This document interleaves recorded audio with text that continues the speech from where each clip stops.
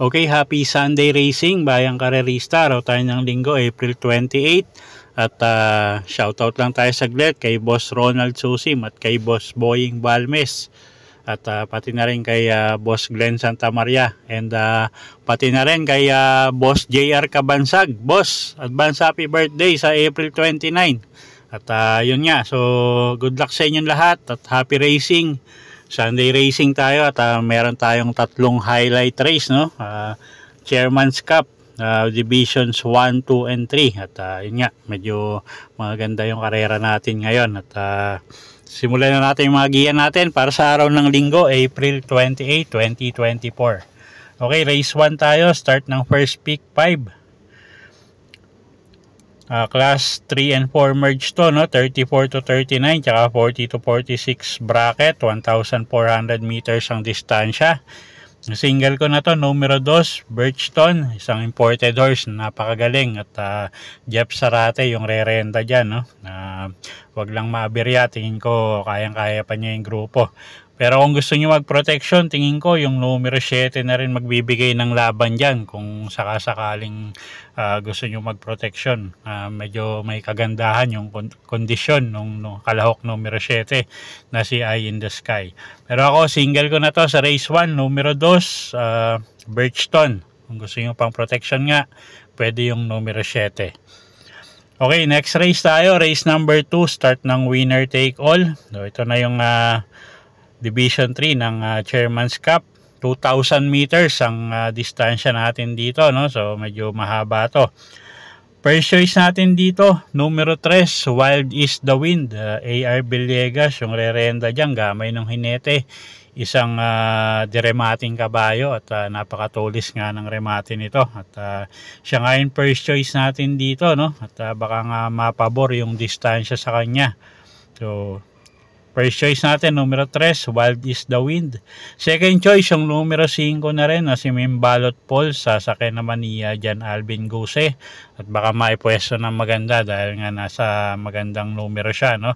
So, dito sa race number 2, first choice nga natin, numero 3, Wild is the Wind. Second choice, numero 5, Mimbalot Falls. Okay, next race tayo. Race number 3, start ng pick 6. Division 2 naman ang Chairman's Cup, 2,000 meters din ang distansya natin dito. First choice natin dito yung numero 2 na si Diversity at napakainam na kabayo. Pwedeng iuna, pwedeng isunod at yun nga, bumabalik pa rin yan, no? At Jeff Sarate yung gagabay dyan at siya nga yung first choice natin dito sa race number 3. Second choice natin yung numero 1 na si Shanghai Silk. Sasakay naman ni Jeffrey Bakaykay, isang diremating kabayo din at baka mapabor din yung distansya sa kanya, no? At isang diremating kabayo nga to. Okay, so dito sa race number 3, first choice natin yung numero 2 na si Diversity at second choice natin yung numero 1 na si Shanghai Silk.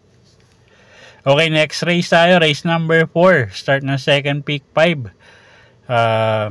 Ito na yung main race natin, no? Chairman's Cup, Division 1 at 2,000 meters din yung distansya natin dito. At anybody's race to, no? So kung may kursonada kayo, dagdag nyo na nga lang. At first choice natin dito, yung numero 5 na rin na si Jungkook. Sasakay niya ni Mark Angelo Alvarez. Medyo maganda yung pagkakapanalo nito nakaraan. At tingin ko mag-uumento pa si kabayo, no? At humaba pa nga yung distansya. Second choice natin yung numero 7, Modern Kong. AR Villegas naman yung re-renda dyan. Gamay din ng hinete at medyo maganda yung numero niya. At baka makadehado to. Siya yung second choice nga natin. Okay, so sa race number 4, first choice nga numero 5, Jungkook. Second choice numero 7, Modern Kong. Okay, race number 5 tayo. Start ng pick 4. Class 4, 16 to 21 bracket. Distansya natin dito, 1,400 meters. Okay, first choice natin, numero 9, High Society. Alison Pabilik, yung re-renta dyan. Maganda yung numero niya. Tingin ko siya na rin magdadala nung unahan dito, no? At gamay pa nung inete. At nakaraan nga, maganda yung tinakbo nito. Talagang nametahan lang, no? Second choice natin, yung numero 1 na si Mabuhay. Sasakyan ni M&M Gonzales at isang deremating kabayo at siya nga yung second choice natin. Medyo inconsistent lang manakbo, no? Pero pag maganda tinakbo niya, tingin ko malaki panalo at medyo gumangin laban niya. Third choice natin dito, pangdehado, numero 6, Batang Kangkalu. Sasakay naman ni JD King Flores. Okay, so sa race 5, first choice numero 9, High Society. Second choice numero 1, Mabuhay. At third choice natin numero 6, Batang Kangkalu. Okay, race 6 tayo. Class 5, 11 to 15 bracket, 1,400 meters ang distansya.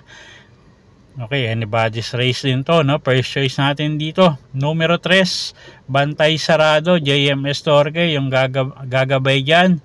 Isang deremating kabayo. At tingin ko gumang laban niya, no? At second choice natin, yung numero 8, na si Ala Sabon, NC Lunar, yung re-renta dyan. At I think ko medyo nabatak na si kabayo, no? Nakailang takbo na nga rin to. At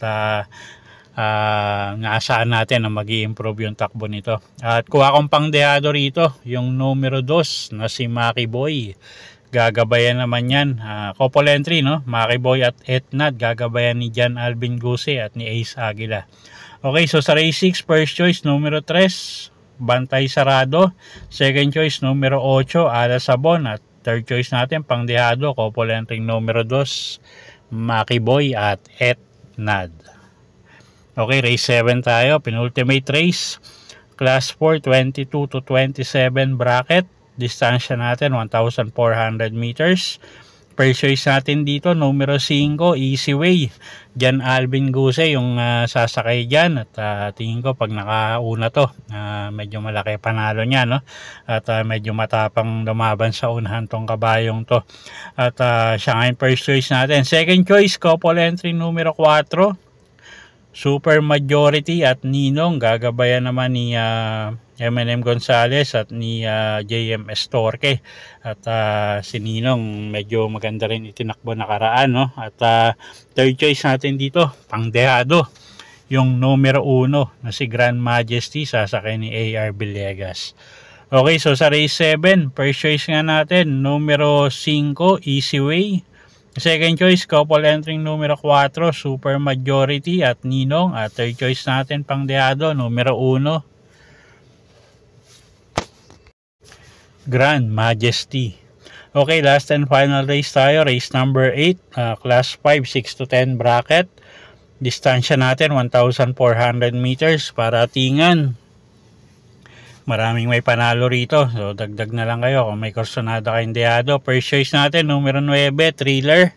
Sasakyan ni si Espari Jr. Gamay ng hinete. At tingin ko medyo magangin laban niya rito, no? Second choice natin, yung numero 7 na si Captain Det. Berjomel Galieta, yung sasakay naman dyan. At medyo mababa rin sa grupo to, no? Pag nilabas ng koneksyon, malaki rin ang panalo niyan. At third choice natin, yung numero 13, kabayan ni Boss JC na si Don't Stop Believin', na alam naman natin na napakagaling nito pag nauuna. At siya yung nakikita natin magdadala ng marcha dito. Okay, so sa race 8, first choice nga, numero 9, Thriller. Second choice, numero 7, Captain Det. At third choice natin, yung numero 13, na si Don't Stop Believin'. Okay, so yun po yung mga giya natin para sa araw ng linggo, April 28, 2024. Sana po yung makatulong sa pagpili nyo ng mga tatayaang kabayo. Inulit ko po, kayo pa rin po masusunod kung saan nyo itataya yung pinagpaguran yung pera. Good luck po at happy Sunday racing, bayang karerista.